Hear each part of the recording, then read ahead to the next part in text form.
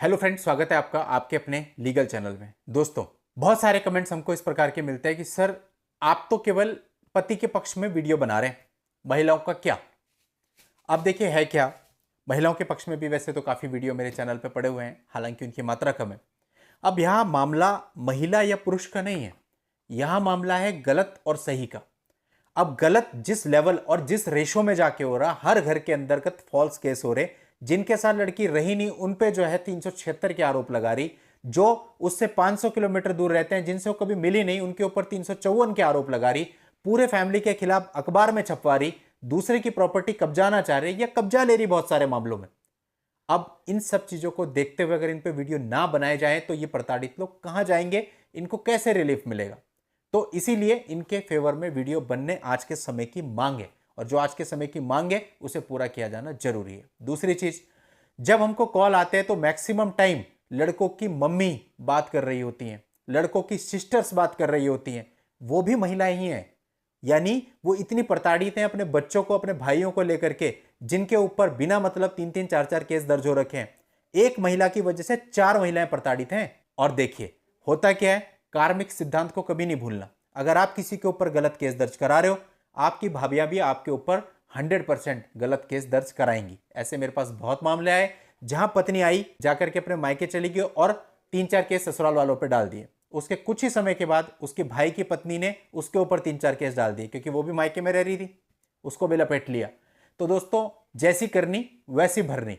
और अगर ऐसा नहीं हुआ तो जो पैसा आप अल्टीमेटली एक्सटॉर्ट करके लेते हो, जो आपका अधिकार है, उसके लिए तो मैं कुछ नहीं बोलूंगा, लेकिन जो आपने जबरदस्ती लिया है खेल करके, वो पैसा सारा गलत कामों में ही निकलता है। और ये जितना तमाशा चल रहा है, सालों सालों मुकदमे चल रहे हैं, इसकी जड़ तो पैसा ही है। आखिरी में क्या होता है? एक सेटलमेंट। सेटलमेंट का क्या मतलब है? कि इतना पैसा दे दो, हम केस खत्म कर रहे हैं। इसका दूसरा मतलब क्या है? कि इसी पैसे के लिए हम ये केस इतने टाइम से चला रहे थे। और दोस्तों, जब हम उन मदर के फोन कॉल अटेंड करते हैं, कई बार वो रो रही होती हैं सामने से कि हमने अपने बच्चे को पूरी जिंदगी भर ऐसे पाला और ये शिक्षा दी, आज तक उसने कभी कोई चीटी नहीं मारी होगी, और उसके ऊपर ऐसे ऐसे आरोप लगा करके 3-3 4-4 केस चल रहे हैं। और उसने खूब मेहनत करी अपने करियर के लिए, खूब पढ़ाई करी, तब जाकर के वो इस पोजीशन में आया। आज उसके डिपार्टमेंट में गलत लेटर भेजे जा रहे हैं, कोई लेना देना नहीं है। 10 दिन हमारे साथ रही है और आकर के पूरी फैमिली में तबाही मचा दी है, पूरी जिंदगी मेरे लड़के की खराब कर दी है। रो रही होती है बेचारी, और पीछे से लड़के की बहनों की भी आवाज आ रही होती है कई बार। क्या वो परिवार नहीं है? क्या वो महिलाएं नहीं है? महिला केवल पत्नी को कहते हैं, बहन महिला नहीं होती, सास महिला नहीं होती, घर की और औरतें महिला नहीं होती। महिला महिला करके जो खेल चल रहा है, इसमें यह भी तो पता होना चाहिए कि जिस घर के ऊपर आपने फॉल्स केस किए हैं उसमें भी 4 महिलाएं निवास करती हैं। उनका कौन ख्याल करेगा? क्या वो महिलाओं के अंतर्गत नहीं आती? दैट्स वाई तो मैं आपको कहता हूं कि आप भी तो महिला हो, आप भी महिला कानूनों का उपयोग करो ना। जब ये आपके साथ ऐसा कर रहे हैं, आप क्यों खामोश बैठे हैं? आपके पास वो सारे कानून सुरक्षित हैं। अगर आपकी बहू आपके साथ गलत कर रही है, आपको प्रताड़ित कर रही है, take step and teach them a lesson. जहां इनके खुद के सिर पे 2-4 केस पढ़ने चालू हो गए ना, ये पूरा सिस्टम ही बदल जाएगा। बदल भी रहा है बहुत हद तक। लेकिन दोस्तों, जिन लोगों को अभी तक भी समझ नहीं आई, जो लोग अभी तक भी झूठे केस कर रहे हैं, उन लोगों को समझाना बहुत जरूरी है कि आपके एक झूठे केस के बदले में आपके सर के ऊपर 4 केस पड़ेंगे, क्योंकि आप सामने वाले को प्रताड़ित कर रहे हो। ऑटोमेटिकली झूठे केस करना छोड़ देंगे, एक घर से दूसरे घर में न्यूज फैलेगी, दूसरे से तीसरे में, और आप देखोगे सारा सिस्टम ही सुधर जाएगा।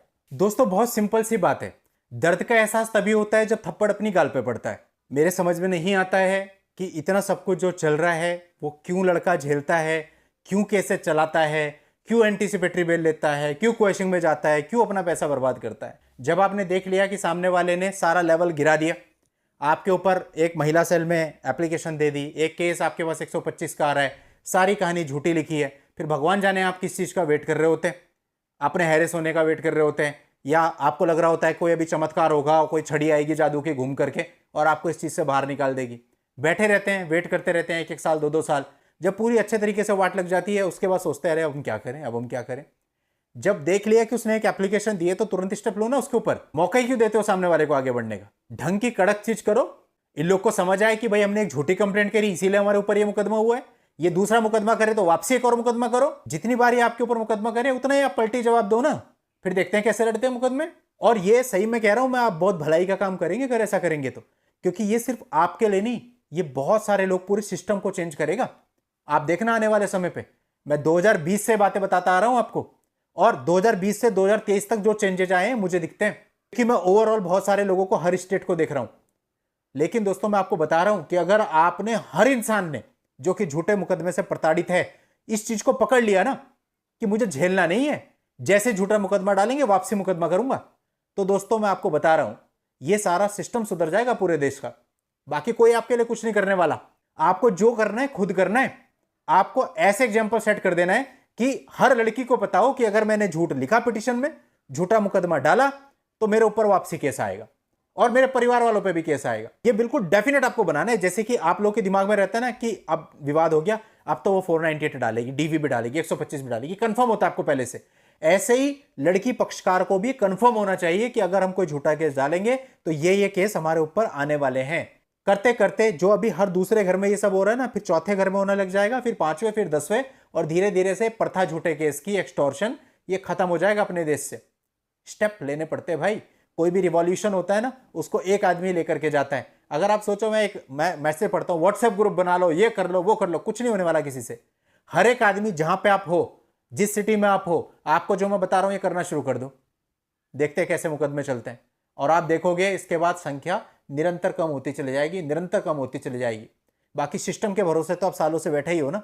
आज से थोड़ी चल रहा है बिजनेस, पता नहीं कब से चल रहा है। अब तो और फल फूल गया है। पहले 5 लाख 10 लाख होते थे, फिर 10 लाख 20 लाख होने लगे, 20 लाख 30 लाख होने लगे, 1 करोड़ 2 करोड़ होने लगे। एक मामला भी सुन रहा था, उसमें 10 करोड़ रुपए मांग रही थी। बस कुछ भी बोल दो, हलवा है, ऐसे मिल रहे 10 करोड़। 10 करोड़ कौन देगा? 10 करोड़ भाई, जो अगर मान लो मैं मेहनत कर भी रहा हूं, मेरे पास मान लो 10 करोड़ है भी, तो मेरे क्या दिमाग खराब हो गया? मैं किसी और को 10 करोड़ दूंगा? करो मुकदमा, मैं मुकदमे पे लगाऊंगा 5-10 लाख रुपए। तुम्हें क्यों दूंगा 10 करोड़? तुम मेंटेनेंस लो कोर्ट से जो तुमको मिल रहा है, और वो भी किस तरह से मेंटेनेंस मिलता है ये लड़कियां भी बहुत अच्छे तरीके से जानती हैं। सच्चाई तो यही है ना। तो आप कोर्ट से मेंटेनेंस लीजिए, कोई दिक्कत नहीं है। डाइवोर्स का केस हो, एलिमनी लीजिए, कोई दिक्कत नहीं है, जो आपका अधिकार है।